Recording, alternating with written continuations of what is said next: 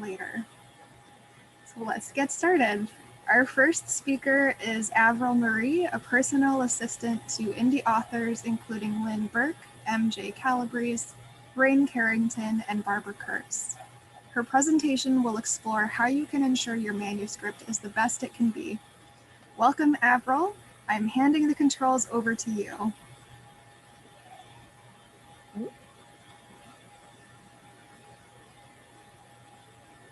Good morning, everyone. Give me just a minute to pull up my slideshow here for you. In the meantime, my name is Avril, and I have been a personal/virtual assistant for the last 7 years to independently and traditionally published authors.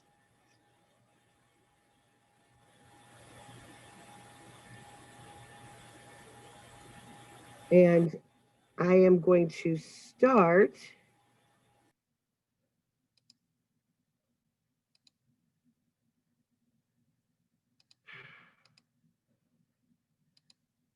Okay, there we go. Now you finished your book, and now what? Now I hear that question a lot from a lot of different authors. Once they've finished their actual writing the book, they're looking at it and going, okay, what do I do now? So step one, for most authors, this is what I would suggest.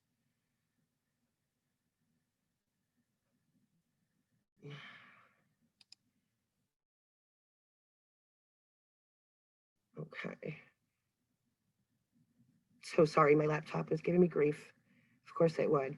Step one would be to find beta readers. Now, a beta reader is somebody who you absolutely trust to give you honest and critical opinion on what you've written, maybe to help you find points that you've missed, plot holes, or anything of that nature.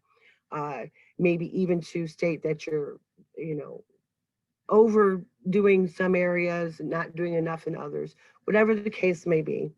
I have seen people who charge to beta read. However, I have never suggested that you pay for a beta read, because you would do that when you would have that person that you paid to go over your book would either be an editor. Okay. So, you don't want a beta reader to check your grammar and spelling. You just want them to check the overall story content. If you screwed up which person's speaking, that kind of thing. Okay. This second step is editing. Editing is not recommended to be done by the author themselves. The reason for that is because as the writer, you know what it's supposed to say. Therefore, when you go back to read it, your brain has a tendency to put that information in for you because you know it's supposed to be there. So you always need somebody other than yourself to edit your manuscript. And editing is different than proofreading. An editor is going to check your grammar usage to make sure that it's always consistent. Your editor is going to check your content to make sure that that is always consistent. An editor is going to double check to make sure there's no plot holes, that your dialogue is not stilted, things like that. A proofreader is going to go through and just double check for punctuation, spelling, and quick grammar check. So you always would like to have both of those done. I usually recommend a separate proofreader from an editor, because an editor, after reading your manuscript, will have the same issue that you had, knowing what they expect to see and not seeing it when they go to do the final proof. Now, step 3 would be cover art. Now, it's difficult for me as a graphics person to say I really suck at cover art, but I do. It's a special gift. So I always recommend that my authors find a cover artist, a professional cover artist. There are lots of cover artists out there. You will find recommendations on my website. They won't cost you an arm and leg. and they are done very professionally. And you also get a wrap for your print book, a cover for your ebook, and usually some kind of promo graphics if you hire the right type of cover artist. Um, I usually suggest that you go through books that are in your genre, whatever you may be writing, to see what kind of covers are now showing, and you'll see the difference between a professional cover and a cover that somebody used a template on Amazon for, or one of those other cover making sites. So I always recommend that you do that and get a good idea of what you need to have for your cover. The next step is formatting. Unfortunately, each vendor or bookseller has a certain way your manuscript must be formatted to upload to their sites. If you intend to go wide with your publication, meaning you want to put it in Barnes and Noble and Kobo and Amazon, you have to have it formatted differently for like the three different main vendors. Apple's different than Kobo and Barnes and Noble, and then Amazon is different than those two. So it's like more effective for you to hire somebody to do the formatting. Again, you can find formatters all over the place. A lot of times your editor or proofreader will do formatting as well. So you can always ask them if they do that. Just save yourself another step. And formatting your book is important because a reader, and even you as a reader will know, you don't want to look at a book that where a chapter ends, the next chapter is the next line down, says chapter 2. It doesn't look professional. So you want to make sure that you have a formatter, or you do learn how to format your manuscript before uploading. And step 5, marketing. Now this is, I'm going to spend a few minutes on this subject because there are numerous ways to market your book. I did list some key areas. Although I have found lately that Facebook is not as good with the marketing if you're doing ads. They've changed some things in their algorithms. So you would have to actually take a course on that. I have taken several. You can find them free. It tells you how to do ads on Facebook. It tells you how to use the proper keywords, what type of graphics are acceptable, you know, that kind of thing. And they also have programs to do Amazon ads and other ads. And most of the time, I find these free. If you do the right kind of research, you can mostly find what you're looking for and be able to access that information at no cost to you. I also do a lot of looking into those people who run those courses and the type of ads that they're running and what they're doing on their websites and that kind of thing. So I stay up to date on all the current information. On Twitter, you can run ads on Twitter as well. Of course, you have to make sure that it's within that 240 word box that you have. And you can also do ads on Instagram. Instagram and Facebook, of course, are the same, although Instagram does have the option of a swipe up. When you do the swipe up, it will take you to the website that's listed on that ad. The other option is review sites and blogs, and those are, in my opinion, not paid for. If you're paying for a review, you're not, even though they swear they're still going to give an honest opinion, 9 times out of 10, they do not. They will tell you what you want to hear so that you will pay them the next time you need a review. So I always recommend to go to review sites in your genre. It's easy enough to do a search on Google and just, you know, type in your genre and look for review blogs or review sites for that genre. And once you find those, you usually find a place where you could submit your book for review. You can also, at that time, look at that blog and see if they do advertising. A lot of times you can buy a side ad on one of those websites. You can also see if they have if they review, once they review your book, if they will do an ad for your book, depending on the star rating. Some review sites will, once they have reviewed your book, if they call it a 5-star read, they will do a gift card giveaway with the review to draw more interest. So you want to be able to know what each review site does once they review your book. There are other ways to market. As a virtual personal assistant, I do a lot of posting on a lot of social media sites. That does not cost you a thing.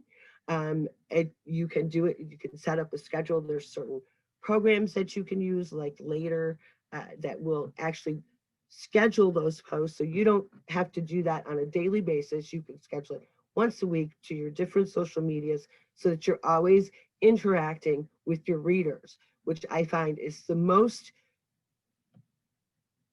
easiest way to gain popularity with your books.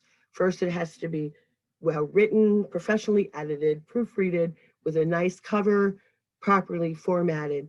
Then once you publish the book, it's going, as long as all that is gone through, you're going to find people who are going to enjoy your book.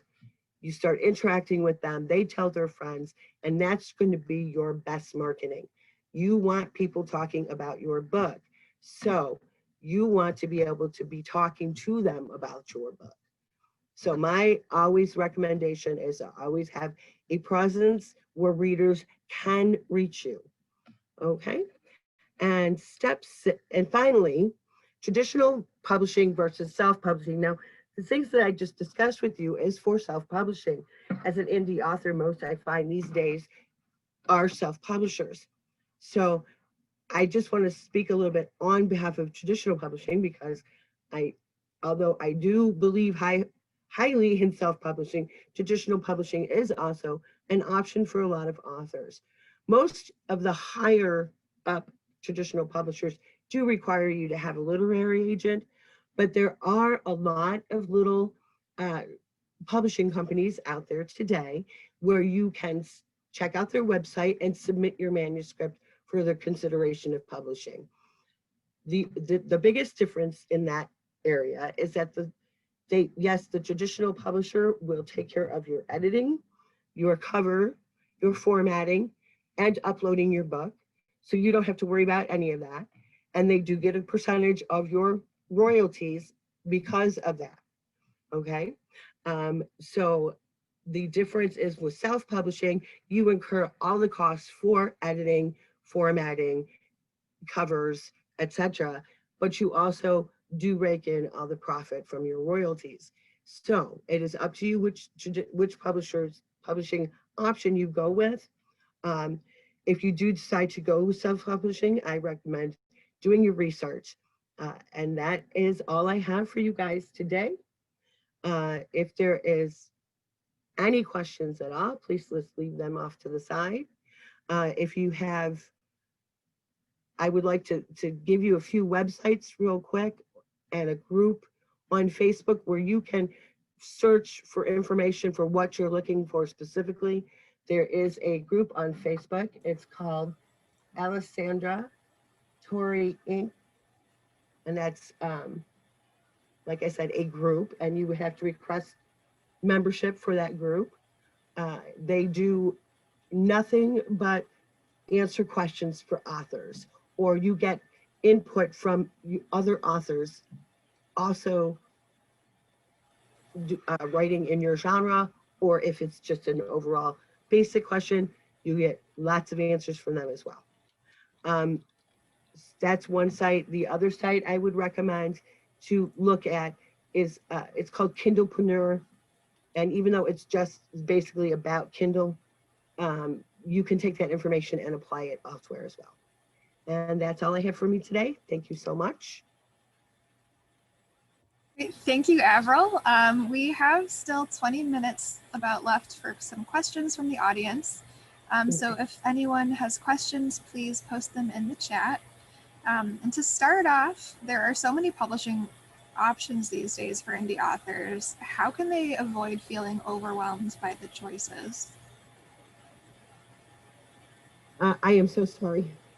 I was reading the question on the side. What was it again? There are so many publishing options these days for indie authors. How can they avoid feeling overwhelmed by the choices? My best advice is just to do it one step at a time. You can't do it all at once. And it may take several months for you to get your book actually published once it's written. But trust me, it's in the long run, it would be worth it for you to put out your best product that you can, rather than throwing it out there and just letting reviewers and readers butcher it because, you haven't properly edited, or, the cover's a mess, and so on and so forth. And there was a question from Nancy here. It says, can you talk about if you self-publish, can that book eventually be taken over by a traditional publisher? Yes, yes.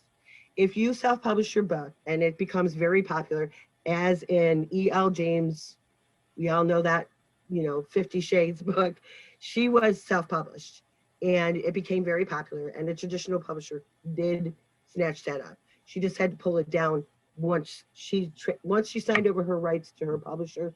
She had to pull it down, could not self-publish anymore.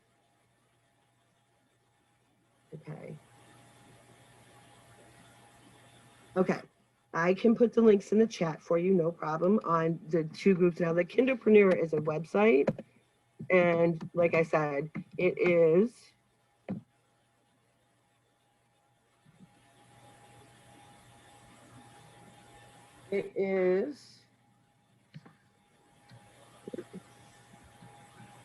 mostly about Kindle and Amazon publishing, but you can publish on, or you can take the information and use it on, okay, there it is, yes. Make sure I got this spelled right. Okay, there you go. So here is the Kindlepreneur website. And then in Facebook, the group is called, I'm just going to put her name because I'm not sure about the link here. But I just want to make doubly sure that I have the right spelling of her name. And Alessandra does a lot of workshops as well. In fact, I just watched one of hers about how to use Goodreads to better market your books. And it was absolutely free. So you can get a lot of that as well. All right, so it's Alessandra Corey Inc. is the name of the group. So if you search that, you should be able to find it. Okay. And like I said, that group is great because if you have a question about anything, they have an FAQ. So you can search to see by keyword what you're looking for and see if anybody else has asked that question. So you don't have to repeat it.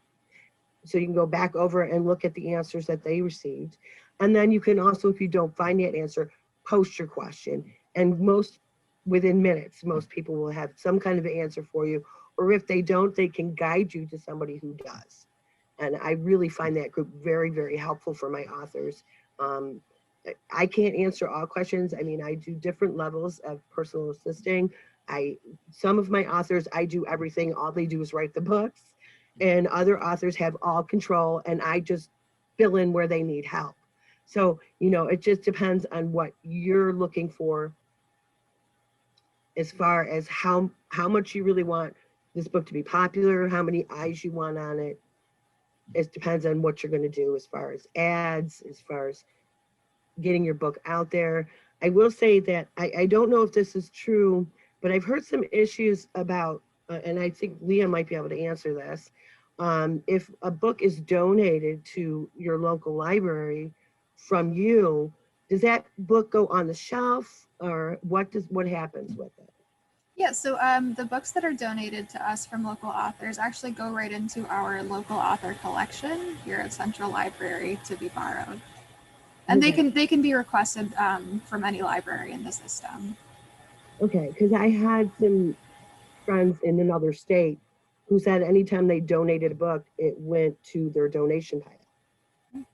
And just if somebody wanted it, they could grab it. Oh, okay. not. Nope, they go into not, our collection for what my borrowing. library, yeah, I said, I don't think that's what my Buffalo Public Library does. I really don't. Okay, I don't see any other questions. Oh, So, we do have a few more. Could you okay. tell us about some of the books that you've worked on? Oh, sure. And then there's another one too. Okay. Well, if you go and search my name on Amazon, you will find that I started at editing. I'm a book nerd and have been my whole life. And I had several authors that I really enjoyed their stories, but the it was a mess basically. So I started by helping them clean their manuscripts up, um, and then even though I do edit still, it's not my main focus. I've always been in marketing and sales in some way, so I wanted to take that and help indie authors get their name out there. So that's uh, so if you search on Facebook or on Amazon, you'll find me there. Those are books that I've worked on, and then right now I work for author Shay Balik, Lynn Burke, MJ Calabrese, and Rain Carrington. And if you search any of them, whatever book is they've published right now, I've been working with these authors for well over, Shay's been 7 years. You know, I've been with MJ, put her first book out last year, and I've been working with her since before she published her book. And then Rain, I've been working with for 2 years. And Lynn, I've been working with for almost 3 years. So, you know, um, you search any of those authors, anything you see by them, usually I'm the one behind the scenes. So, and then it said what led me to be an assistant to authors and how am I compensated. My current authors pay me on a monthly basis. I do offer certain services. You can find information on me at I'm gonna put that on here. It's AAAuthorservices.net, and my personal website. And I offer, you know, different, it just depends on what you're looking for. If you're looking for somebody just to help you with one book, uh, it depends on what you actually want done. We would go over that. I'm compensated through PayPal because my authors are all over the country. And I have one author I help only when he releases books, and he's Danish, and he's in Denmark. So, you know, I do a lot of international stuff too. But it's I just I can do project by project, but there's so much to be done pretty much on a daily basis for an author. And then what that stuff does is takes away from your writing time. So my goal is always to make it so that my authors can write as much as possible. So I will take over a lot of day-to-day tasks that are the mundane things that have to be done regularly as an author that, you know, you'd rather be writing. So but I do project by project. Like I said, my Danish author pays me when he's got a book launch, and that's it. So, you know, that's depends what exactly you want me to do. My fees vary, and I actually am probably one of the cheaper people in the world. I've had you know, a lot of people tell me I don't charge enough, you know, because, you know, I'll do something for basically nothing, but I know how hard it is for you guys to get your name out there. So my goal isn't to get rich, it's to give you what you need to get your book seen. More eyes on your book, more buys.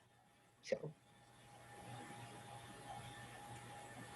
It looks like Alec is also interested in learning about how traditional publishers might take over a self-published book. well, you know, I believe how it usually works is if your book is very popular, you're going to get approached by several literary agents. They're going to want to talk to you about handling your career for you. and shopping your book out to major publishers. Sometimes you'll hear directly from the publishers themselves. They do have talent scouts that will look to see what's trending, what's popular, if it's self-published, if it's not self-published. So you might get approached by a traditional publisher. And if you decide to go with that publisher, at that point, you would have to pull the book off of your own publishing, and then the traditional publisher would take over from there. I don't know if they re-edit it. I don't know if they, I do know they do new covers, but I don't know if they re-edit it or any of that. So.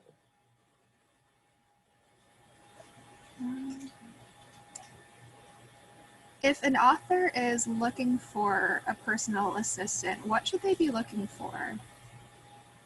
Somebody with experience. You're going to find a lot of people on Facebook that say they're personal assistants. If you search PA on Facebook, you'll see a ton of people. You want somebody with experience, somebody who can give you references. I think that's extremely important. Just like anything else, you want to make sure that you're not getting ripped off, you know? And that goes for editors too. There's a lot of people out there who say they're editors, and then, you know, you pay them money and you never see the manuscript again. So, I mean, you have to do your research. You have to ask them if they have recommendations, if they have a website. You have to ask if maybe even to talk to one of the people that they've worked with before. You have the right to do that. It's your money you're spending. I expect people to question me. You know, it's social media. It's all virtual. So in order for people to trust you, you have to show them that you're trustworthy. So I really think that by asking the question, okay, you know, who have you worked with? Can I speak with them, or do you have letters of recommendation? And you will see testimonials on my website, so that I put one or two up there, I can't remember, just enough to, you know, that people can see that I actually, it's legitimate PA. But there's a lot, you have to be very, very careful. And you want somebody who's going to mesh with you. So you want somebody who's used to your genre, which is important, who has worked with other authors in the same genre. That's also important. Mine is typically romance. I have not a romance or, you know, thrillers. It's always fiction. I've never done any nonfiction work for marketing and so forth, so I would never attempt to take that on. But I am available to guide people. You know, if you have a question, you can always find me on Facebook. I'm Avril Marie, PA. Give me a search out, you'll find me there. Great. And we have time for one last question from Dave, who wants to know, how do I find a publisher who will accept a manuscript without the aid of a literary agent? Submit, submit, submit, submit, submit, submit, submit, submit. That's all you can do. All you can do is keep submitting, submitting, submitting, submitting until somebody takes a look at it. Let's be honest, a traditional large publisher is going to have thousands of manuscripts to go through. And a literary agent will give you a little bit of a better foot in the door for those type of publishers. But if you keep submitting and submitting and submitting, eventually somebody's going to look at it. And that's all you can do with that. And then there's one more question. How do you know these traditional? You don't. You check to see how long they've been in business. Places like, I'll give you an example, a small publisher, Siren Bookstrand. All romance, small little press. And they've been in business for probably about 12 years. I disagree with a lot of things that they do, but that's just my personal opinion. But they are a good publisher. You know, there's been so many of those small presses who've gone out of business. There's been so many who have stolen money from authors. It's crazy. You have to check. You have to check. I mean, there's a Dream Spinner Press, which is a huge LGBT press based in the UK, one of the best in the business. And last year, stopped paying their authors. So, you know, it happens, unfortunately, even with the big ones. You just have to do your research and take a look at how long they've been in business, talk to other authors who publish with them, please, so they can give you the real honest scoop of how well that publisher will work for you. Thank you so much, Avril. And thank you to everyone for the great questions. We'll try to get them answered by others later this morning. And now